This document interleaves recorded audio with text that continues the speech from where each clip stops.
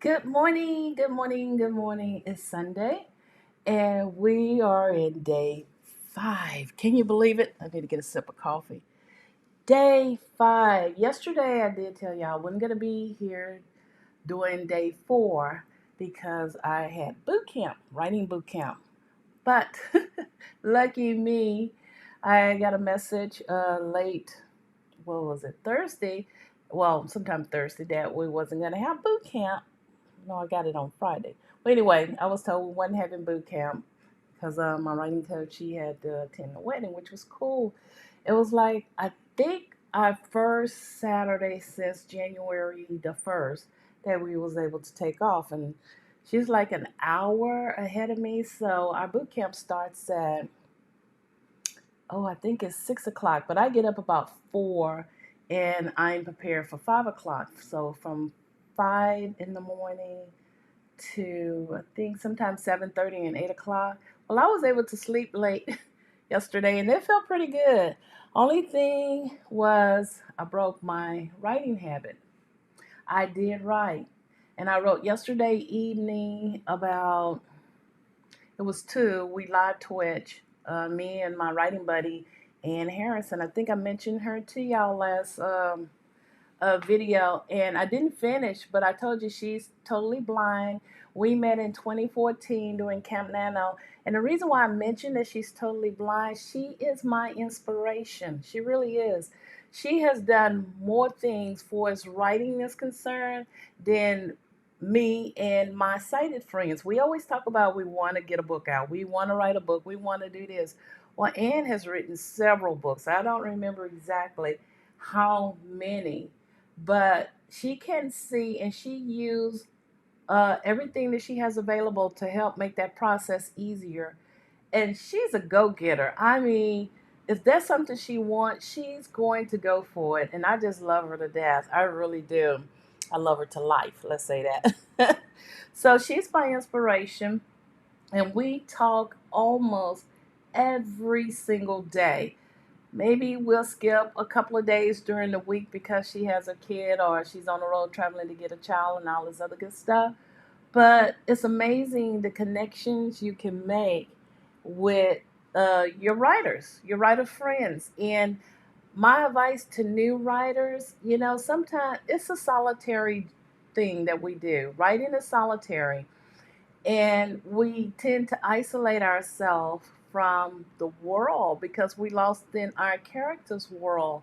So I do recommend to befriend another writer, and the best way to do it is through the nano groups. That's how me and Ann met. I was on Twitter, and she was contemplating whether to participate in camp. I think it was the camp of the regular nano. No, it was nano in November of 2014. And I told her, go for it. And from that moment, oh my God, we made a connection. We're like best friends. It's just amazing. And it seems like every year I would meet someone. It's out of all the people in the world that's participating in nano, there's usually one person that you can really befriend. And it's just been amazing. So, yeah, you need a writing buddy, a writing friend, someone you feel comfortable with, and you can share and bounce ideas off of. And me and her, it's just, I don't know. I always tell my husband, she reminds me of my grandma. Not that she act old or anything, but my grandmother was this go-getter. Nobody was a stranger to her. She was friends with everyone. She never said a bad thing about anyone. And her sisters would talk every single day. They was real close. She come from a family of 10. And I think it was 2 brothers and 8 sisters. And they were so tight. So that's how my family and I are. And Ann is just a part of my family now because we are just like my grandmother and her sisters. We talk every day. So, yeah, get you a writing buddy, get you a friend that you can talk to and share your ideas. It is so worth it. So anyway, we did Twitch yesterday. We stayed on for I think an hour. I realized an hour is long enough to stream. And what else did we do? We talked about our writing process this past week. It was like a weekend wrap up. And any surprises or new characters and all this other good stuff we shared with each other. And we talked about our writing totems, our little, mine's is Hedwig, the owl over there. I don't know if I showed that to you guys uh, in my previous videos, but I love the wise old snowy owl. And this is my writing totem. He's cute. He's sitting on some books, and there's this one. So I really like him. He gives me the wisdom and the inspiration, and I really need it at this moment. I also want to look for a cat. So I'm in this cabin for Camp Nano. It's a cozy mystery cabin, and this one lady was asking, she said she invests a lot of time in her character profiles, and sometimes she thinks maybe she's overthinking or overdoing it so much that she's not really writing. So I gave her a suggestion. I told her to do what I did, create a Pinterest board, look for people that can depict your characters in your town and maybe different scenes in your story. And she went and she looked at my Pinterest. She loved it. And she gave the perfect name for my cat. I kept saying he looked like a wolf. And that's what people say. He looks like a werewolf, because that chromosome deficiency he got. And she said, he looks so wizardly. And that's it. Mr. Budweiser is wizardly. Bud the Wiser is wizardly looking. I love that cat. So I'm going to look online today to find me a stuffed animal that depicts him. So he can be my writing totem. Just that inspiration to keep you pushing. And it'd be cool to have someone from your story that can represent something tangible that can represent your character. And what else did we talk about? It was pretty good. So if you want to check out our video that we did yesterday, we're going to do one every week during this month on Saturdays from 2 to 3. And we did 2 writing sprints. We sort of went off schedule and did the writing sprint. We did a 10-minute writing sprint. And I used my my phone alarm, and it scared the heck out of us. When 10 minutes, we both jumped, and we just cracked up laughing on the stream because it scared us. And then there was another funny scene. Her daughter walked in. Her daughter is, I think she's 11. She's so cute. And she's at that age that she don't want to be on camera and all this other good stuff. So she just walked in the house, and we doing live, and she's telling all her business and everything. And I said, tell Sharon we're live.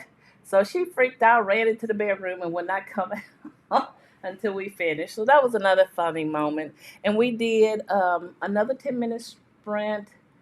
And I'm trying to think, did we do a 20-minute? Yeah, so I was able to get, I wrote it down. I was really surprised because I'm an early morning writer. I don't think I do well in the evening because by then my mind is shut down and all this other good stuff. So I did write 2104. Yeah, words, 2,104 words. So I did keep up with my 2,000 word count. So that was really good. And I think I'm at 8,000 and some odd. So my goal is 10,000 for this Camp Nano. And my dilemma is this. I want to start editing. Initially, I said I was going to write 10,000 words and then go back and edit my scenes and all this other good stuff, fill in. And because when I wrote my first draft initially back in November of last year, and I picked it up in January, I was like, ooh, I know they said the first draft is supposed to be your first draft. It was, but it was so bad it discouraged me a lot. The foundation was there and everything, but to look at all that writing, I think I had like 196,000 words.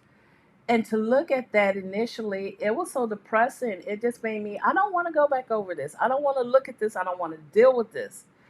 So that was my mindset, and I know the rule is keep writing, keep pushing words forward. And I tell myself that all the time. But if I have that foundation there and I know the main plots and all this other good stuff, I want to stop. I do. And go back and edit what's written. But for the sake of my streams and going into the daily, I think what I'm going to do is continue with the 2,000 word count. So hopefully by the end of the month, I will have 50K. But in between, because I start streaming early and I write real early, I'm going to focus the rest of my day editing. I know that's breaking our rules, but you know what? Rules are meant to be broken. That's how I look at it. If I tried it one way and I wasn't happy or satisfied with it, I'm going to try something different. And I want to write 10,000 words, edit that material, and then go and write another 10,000 words, edit that material, and until I got my total word count or until I'm completed with the story and satisfied with it. Because seeing all that first draft, it tore me apart. I didn't like it. It discouraged me. So I need to change. So what may work for the majority of the people, it don't work for me. And that I know. And if this process doesn't work for me, hey, I'm going to find something to adapt to. But I'm an orderly person. Things have to be in this particular place. And I have a feeling that this will work for me. So that's what I'm going to do. However, like I said, for the sake of streaming, I am going to continue with the story and get my 2,000. If I get more, fine. I would love to get more word counts in here, and I'm going to continue to do it every day. But immediately, once we get off the stream, I'm going to eat some breakfast and I'm going to go back to the beginning. So far, I have, let's see, I'm going into scene 5 today. And in my mind, scene 5 is like chapter 5. So that's pretty good. And this is our 5th day. So, and I have 5 chapters. It's like I'm doing a chapter a day, but I'm calling them scenes. And I probably can break these scenes up into like maybe chapter 1. I can break scene 1. I can break that down into 2 chapters, to be honest with you. So I'm not going to worry about the chapter part. I did hear there are some authors that write by scene, and that's how I am. I realize because I see it in my mind, so it's a scene, and I'm not putting that technical term on as a chapter. Now, one of the main things before we start our sprint, I want to focus on when I go back and edit from the beginning of scene 1, and this is what I learned from the snowflake method. I said I was going to toss out everything I once learned about writing, but I held on to some nuggets. And it's good to read books, look at some YouTube videos, but only in moderation. Don't let it overwhelm you. And it did. I had information overload.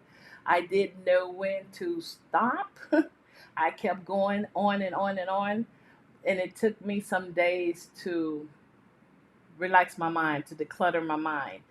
But the snowflake method has some good stuff in there that I like. Some of the stuff I found that was repetitive, but I did like the character Bible. I want to focus on that because these characters going to continue to another series, well, the main one. So I need to know everything I can about these main characters, and I'm sure through each series, each book, they're going to grow because this is going to be a series, the Bayvon series. So they're going to grow. So I just want to keep that documentation there in place. But as far as your scene, and you can either have a proactive scene or reactive. Now, those are the 2 things I learned from the snowflake method. So I want to make sure it lines up either for proactive, there's a goal. My MC has a goal, there's a conflict, and then there's a setback. And you might have a reactive scene afterwards where there's a reaction. My MC will react to maybe the murder and her Getty's daughter being arrested. There's a dilemma. The dilemma is her cousin Bonnie wants Bay to go to the jail and help Bonnie. But Bay is like, why? I don't know her like I used to. It's been 10 years. If the sheriff, they arrested her for the murder of her mom, maybe they have enough evidence to support that. So her dilemma is, okay, well, she used to be my best friend. I know Getty. What the Bonnie I knew back then wouldn't have never laid a hand on her mom or hurt her mom. So that's her dilemma. And then her decision. Bay's decision is whether to go to the jail cell and listen to Bonnie talk and help her, because Bonnie knows there's one thing that Bay can do to prove her innocence, and in the process find out who's the real killer. So that's a reactive scene, and those are the two things I'm really going to focus on with my scene when I go back to edit it and make sure it falls under either a proactive or a reactive. So make sure everything lines up. And that was the main point of going back and filling in some of the details, my story. And also later on today, I probably will work on my town. It's called Payton County, and the reason why is because last night I thought a lot about my story, and my town seemed boring in my mind. It's dull. All I can see is this rural place with no houses. Nothing was alive there in my mind. And I was like, well, gosh, that's probably what how I written it in my story. I need to go in there and change it and bring it to life. It's supposed to be a hidden gem, so it has to appeal to the readers as well as myself that this is worth calling a hidden gem.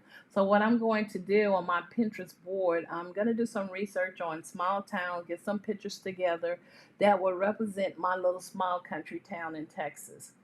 So when I sleep, I tell you, my mind is 100% active most times. And that's when everything comes to life for me and I can come back and write it the next day. So I'm going to work on that so I can get that boring little country town out of my head and make it into that hidden gem, which is like a treasure. And what else? So that's what I'm going to focus on today. But I want to get these 10,000 words total count started. So I'm going to start.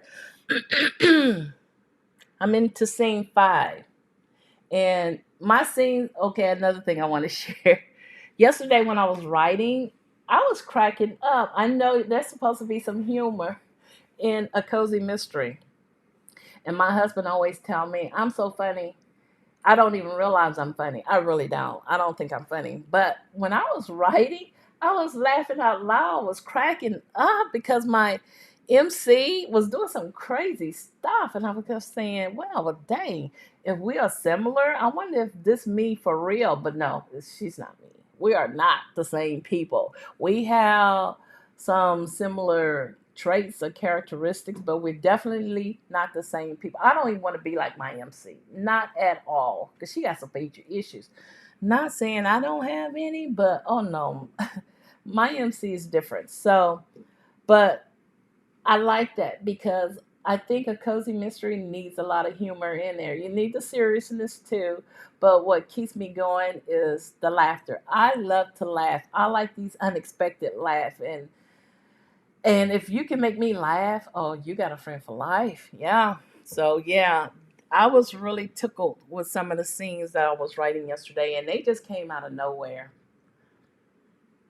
So, I just have to make it more realistic at the same time, where, people that are reading it can visualize it and see it. Yeah, this can really happen. Like in Getty's house, it's our business house together. Uh, there's a secret room. And a lot of people think, okay, to get to the secret room, you go through a closet and all this other crap. Well, I guess the pantry can be like a closet. Well, Getty have the secret room hidden because she's doing some naughty things that she shouldn't be doing. They don't know that yet. But this secret room is in the kitchen pantry. And half of the wall is like a door. You got these shelves, like in our pantry, there's several shelves in there. And you can lift up a shelf and go into this little secret passage that no one, if the cops was to come and try to look for it, they probably couldn't find it. They'll think, oh, this is a pantry. These shelves, ain't no way, there can be a room hidden behind this unless the whole wall comes apart or can move or rotate or whatever crazy crap. So that's what I wrote yesterday, and I was cracking up because her and her cousin was sneaking in this little secret room that Bay knew as a child, but no one else knew. So, and plus the scenes with Mr. Bud DeWiser just cracks me up, looking at him, because I'm gonna, in there, you can visualize him by my description, and you can see this little wizardly looking cat having fun with her friend Rhonda, who they can't stand each other. So, yeah, I got a lot of humorous scenes in there. So, today, excuse me, I'm gonna finish up that scene because that's when Bay and her brother are at the crime scene, and the investigators, the forensic people or whatever, they coming in and they have to hide. They can't get out because there's someone coming from the front and there's a group of people coming from the back, and they stuck. They can't find a way out, and Bay found that door and let her brother, who is shocked to see all this crazy stuff Getty got hidden, because the town already think Getty is a witch or something. She's not a witch. She just eccentric, she's just different. And people like to put labels and downgrade others who are different from them. They don't try to step outside of themselves and embrace that person for who they are in personality and all. But Bay does. So anyway, I'm gonna finish that up, and probably my 2,000 words will carry me through that. So I'm gonna set our timer. We're gonna do a 10-minute warm up. So you ready? Let's go.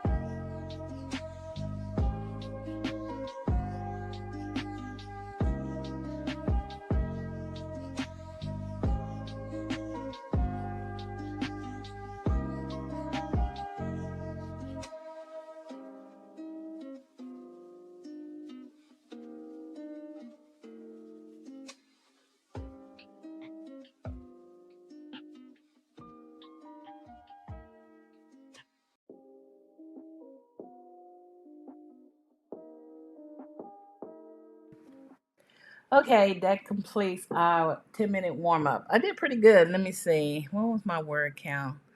Oh my gosh. This was the best word count I have written in the past 4 days. I actually wrote 502 words. And I guess it was a little bit easier because I had an idea on what was going to happen. Because, like I said, last night the story stayed on my mind. Didn't actually dream about it, but before I went to bed, I kept thinking and thinking and thinking about the story and this particular scene because I started part of this scene yesterday during the writing sprint and I never did get to finish. So what I'm writing today is like some added bonus because it's just happening. Things are just happening. I didn't see this particular scene. So Bay is her and her brother is hiding and they listening to the investigators talk below in the crime scene and Detective Styles is there. And Bay and Styles went to school together and she's getting these weird kind of feelings that she refused to allow herself to feel for him because he is like this geeky kid. She can't get the image of the geeky kid she once knew. He's not a geeky kid anymore. He's a grown man, nice looking grown man too. So anyway, I'm at that scene and I'm liking the way it's turning out. So yeah, so we're gonna go into our first 20-minute sprint. Are you ready? Let me drink some coffee. My coffee is getting a little cold. This is my second cup, so hey. Next time I probably will make some in my other coffee pot and bring it in here. That way I can always have a hot cup of coffee. It's not too good cold unless I had iced coffee, and it's not iced coffee. So let's get ready for our first 20-minute writing sprint.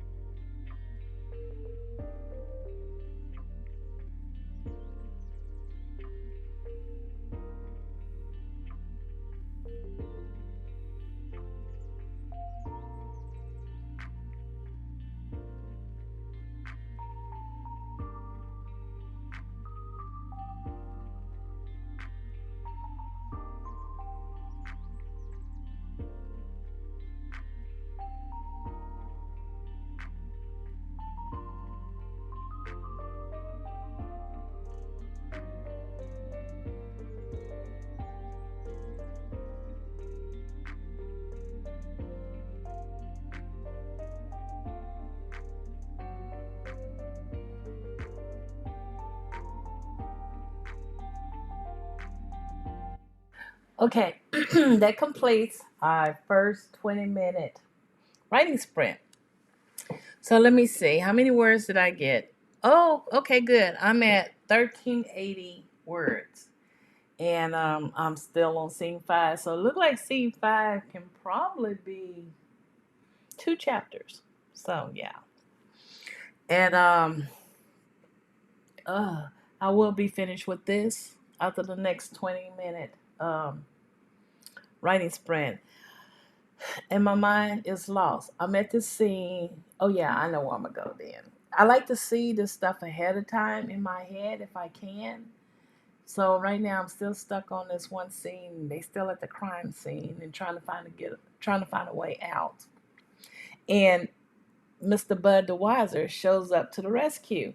Seemed like he just shows up whenever Bay truly needs him, unexpectedly, and he's the last pet or whatever that she expected. So yeah, he comes to the rescue. He's not like a super cat or anything. He's like a distraction to the cops. So which gives Bay and her brother enough time to get out without being seen. So we're going for our next and final 20-minute sprint. And I will make my word count.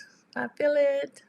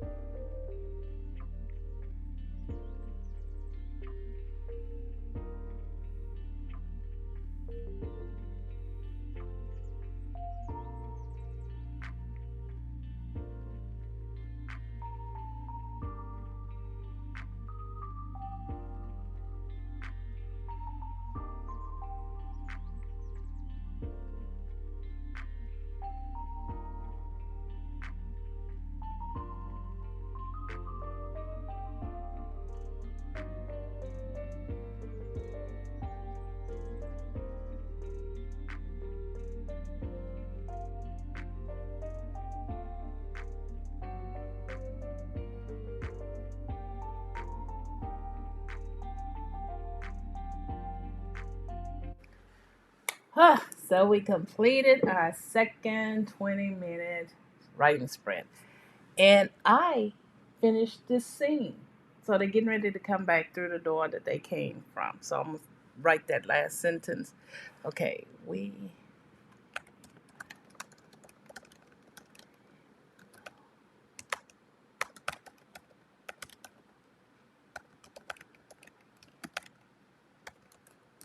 okay, I'm finished. So I was able to get 2,165, 65 words. 2,165 words. So I made it and I reached my 10,000 K word count. Woohoo! So while I was writing, I figured, you know what?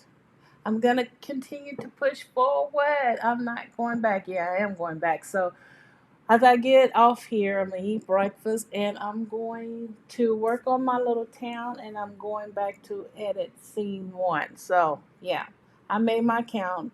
My stress moments are over. Actually, I didn't have any stress moments. But my decision has been made to continue to push words forward with this story and hoping that I will gather more ideas where I can go from here and take bits and pieces of the snowflake method because I really, really, really did like that method. I honestly did. So I'm going to focus on that one instead of Save the Cat, which they all are the same. It's just different terminologies and different process they use to come out with the same idea, which is a three-story structure act is what I'm going for. So, anyway, that's it. I just want you all to have a wonderful day. Stay safe. Enjoy your Sunday and be blessed. Happy writing. Until next time, I'll see you tomorrow, same time.